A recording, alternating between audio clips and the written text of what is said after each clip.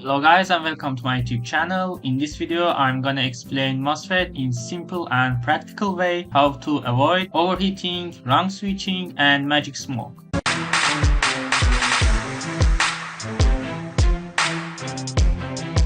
Think of a MOSFET like an electronic water valve, but instead of water we control electric current, and instead of turning a handle we apply voltage to the gate. A MOSFET has four main parts: source, drain, gate and body. In an N-channel MOSFET, the source and drain are N+ regions placed inside a P-type body. Now here's the magic part. The gate is not directly connected to the silicon. It sits above a very thin insulating layer called gate oxide. Because of this insulation, the gate does not need continuous DC current like a BJT base. The gate works more like an electric field controller. When the gate to source voltage, called VGS, becomes high enough, it creates a channel under the gate oxide. That channel connects the drain and source, and current can flow. So the gate is basically saying, open the road, and the current says, finally I can pass. For an N-channel MOSFET, the gate must be positive compared to the source. For a P-channel MOSFET, the gate must be negative compared to the source. Also, every MOSFET naturally has a body diode inside it. This diode is not optional. It comes from the semiconductor structure itself. One very important warning: do not choose a MOSFET only by looking at threshold voltage, VTH. VTH only means the MOSFET is barely waking up. For real power switching, check RDS on at your actual gate voltage, because barely on and fully on are very different things. Now let's compare two MOSFET body styles, planar and trench. A planar MOSFET is the older, more traditional structure. The gate sits on the top surface, and the current flows mostly sideways near the surface. So planar MOSFET current is like traffic moving across a flat road. Planar MOSFETs are mature, rugged and reliable. They are often used in analog circuits, linear operation, and some high voltage devices. Now trench MOSFETs are different. Instead of placing the gate only on the top surface, the gate is built down into the silicon like a trench. This gives the MOSFET a more vertical current path. So trench MOSFET current is like taking an elevator instead of walking around the whole building.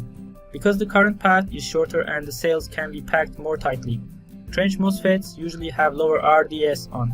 And lower RDS on means less heat.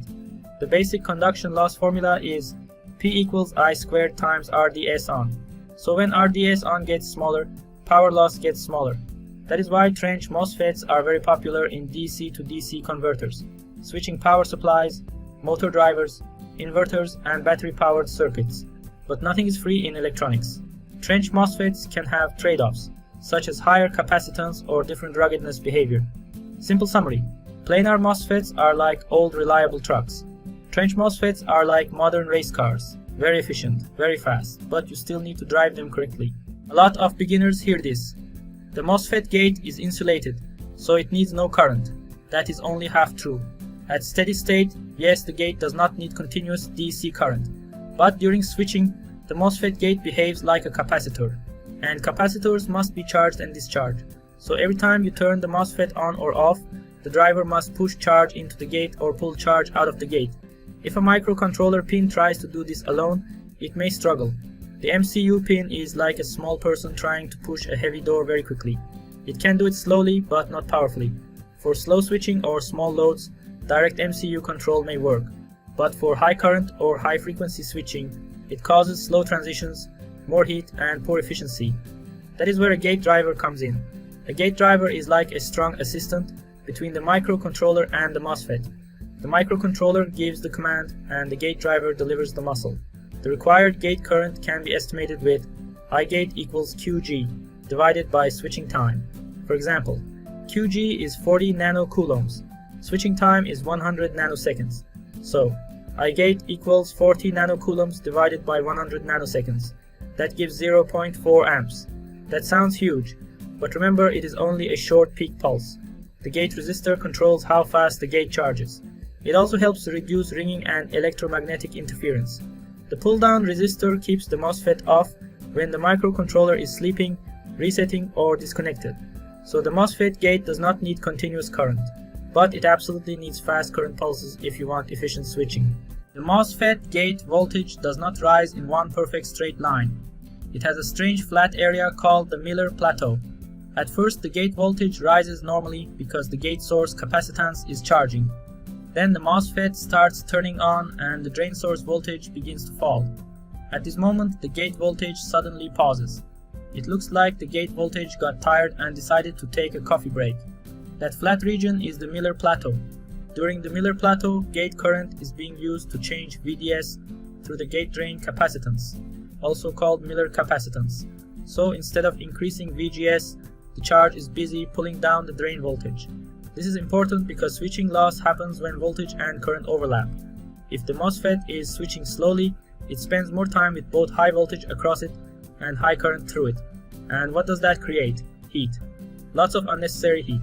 The switching loss formula is P switching is approximately 0.5 times V ds times ID times rise, time plus fall time, times switching frequency. For example, VDS equals 24 volts, ID equals 10 amps, rise time plus fall time equals 100 nanoseconds, switching frequency equals 100 kHz. The result is about 1.2 watts. Gate drive power is P gate equals QG times VGS times switching frequency. With 40 nanocoulombs, 10 volts, and 100 kHz, the result is about 0.04 watts. So the gate itself may not waste much power, but slow switching can waste a lot of power in the MOSFET. Fast switching reduces heat, but switching too aggressively can create ringing and EMI. So the goal is not as fast as possible. The goal is fast enough, but still clean. High-side N-channel MOSFETs are powerful, efficient, and very common. But they come with one little problem. They are a bit needy. An N-channel MOSFET does not care about gate voltage compared to ground. It cares about gate voltage compared to source. That means VGS is the boss. For a low-side MOSFET, the source is connected to ground, so driving the gate is easy. But for a high-side MOSFET, the source moves up near the supply voltage when the MOSFET turns on. So if the source rises to 24 volts, the gate may need to rise to around 34 volts. To keep VGS at 10 volts. The gate must go above the supply voltage. That sounds impossible at first, but this is exactly what the Bootstrap circuit does. The Bootstrap circuit uses a diode and a capacitor. When the low side MOSFET turns on, the switch node goes near ground. During this time, the Bootstrap capacitor charges through the Bootstrap diode. Then when the high side MOSFET turns on, the charged capacitor floats upward with the switch node. It acts like a tiny floating battery for the high side gate.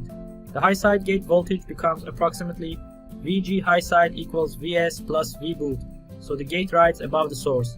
Pretty clever. But there is one catch. The Bootstrap capacitor must recharge regularly.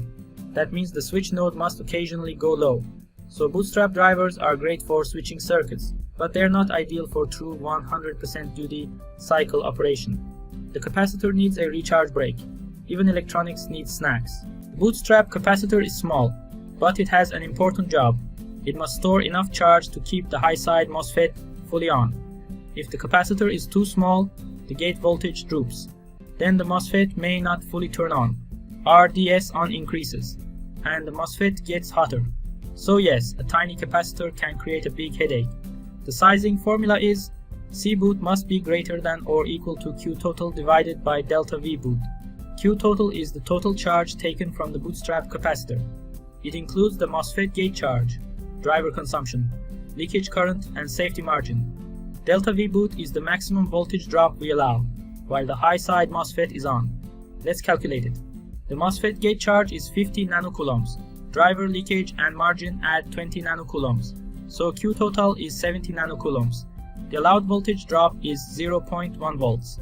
So C boot must be greater than or equal to 70 nanocoulombs divided by 0.1 volts. That gives 700 nanofarads.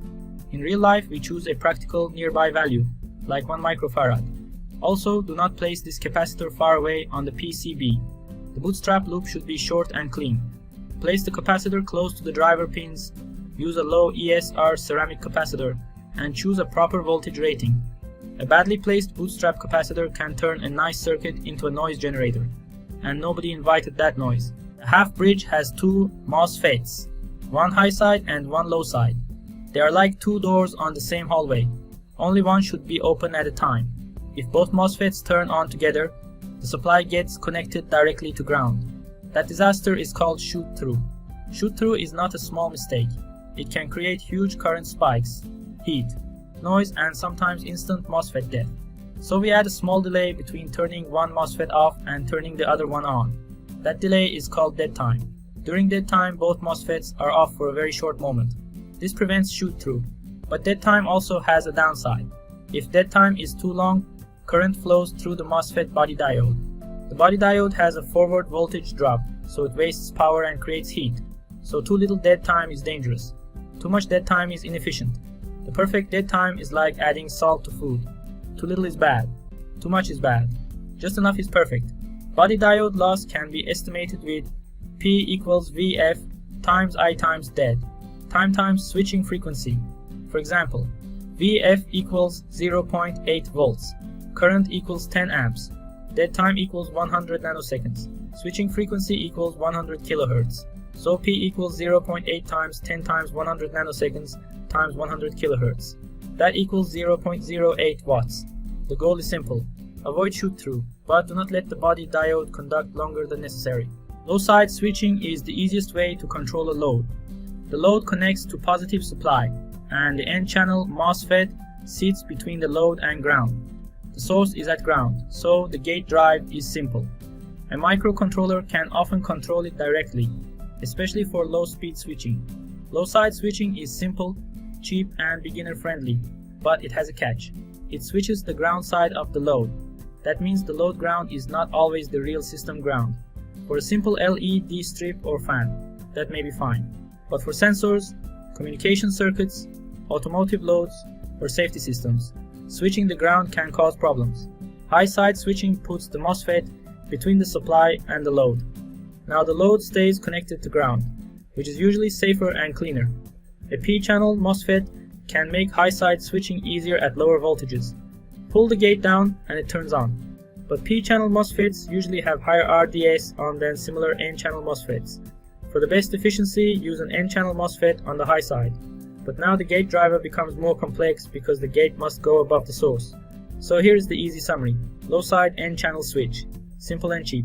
High side P-channel switch, easier high side control, but not the most efficient. High side N-channel switch, best efficiency, but needs a proper driver. So choose based on your circuit, not based on what looks easiest. Electronics always charges extra for convenience. A DC motor is not just a simple load. It is an angry inductor with a spinning personality. When the MOSFET is on, current flows from the supply, through the motor, through the MOSFET, and into ground. The microcontroller controls the gate using PWM. PWM means pulse width modulation. Instead of changing the supply voltage directly, we turn the MOSFET on and off quickly. By changing the duty cycle, we change the average voltage seen by the motor. Higher duty cycle means more speed. Lower duty cycle means less speed. The gate resistor limits gate current and reduces ringing. The pull-down resistor keeps the MOSFET off during startup or when the MCU pin is floating. Now the most important protection part, the flyback diode. A motor is inductive, and inductors hate sudden current changes. When the MOSFET turns off, the motor current still wants to keep flowing. Without a diode, the drain voltage can spike very high and destroy the MOSFET. The flyback diode gives the motor current a safe path. So the diode is basically saying, relax current, you can go this way. For MOSFET selection, use a logic level MOSFET if you drive it from 3.3 volts or 5 volts. And again, do not only check VTH, check RDS on at the real VGS. You will apply. Conduction loss is P conduction equals I squared times RDS on. If the stall current is 8 amps and RDS on is 20 milliohms, P equals 8 squared times 0.02. That equals 1.28 watts. But motors can be tricky. The stall current can be 5 to 10 times higher than normal running current. So never design only for normal current. Design for startup, stall, heat, and worst case conditions. A motor driver that works on the desk but fails inside a real product is not finished. It is just pretending. Thanks for watching this video, guys. Please share, like, and comment below. Also subscribe to my YouTube channel for more videos.